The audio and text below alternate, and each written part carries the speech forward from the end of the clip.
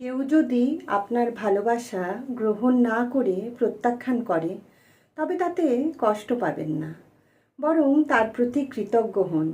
কেননা সে আপনাকে অকারণে ভালোবাসার ভান করে কষ্ট দিতে চায়নি।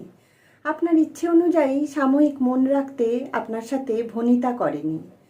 যে কষ্ট আপনি ভালোবাসা না পেয়ে পাচ্ছেন, এর চাইতে দ্বিগুণ কষ্ট প্রতারিত হওয়ার পর পেতেন।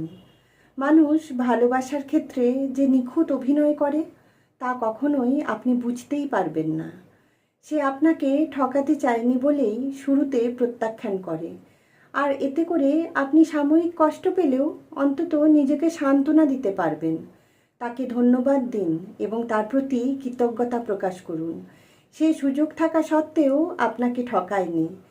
পৃথিবীতে অনেক মানুষ আছে যারা কাউকে ভালো না বেসেও দিব্যি অভিনয় করে যায়, এমন ভান করে যেন তাকে জীবনটাই উৎসর্গ করে দেবে।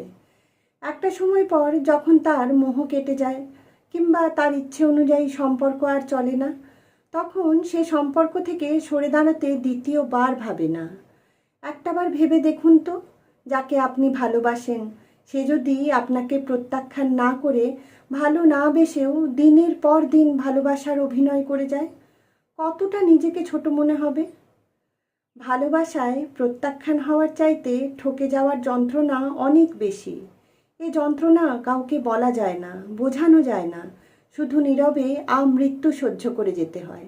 আর এজন্যই বোধহয় শরৎচন্দ্র বলেছিলেন, যাহাকে ভালোবাসি সে যদি ভালো না বাসে, এমনকি ঘৃণাও করে, তাও বোধ করি সহ্য হয়। তবে যাহার ভালোবাসা পাইয়াছি বলিয়া এতদিন বিশ্বাস করিয়াছি, সেইখানে ভুল ভাঙিয়া যাওয়াটাই সবচেয়ে নিদারুণ। পূর্বেরটা ব্যথা দেয়, তবে শেষেরটা ব্যথাও দেয়, অপমানও করে।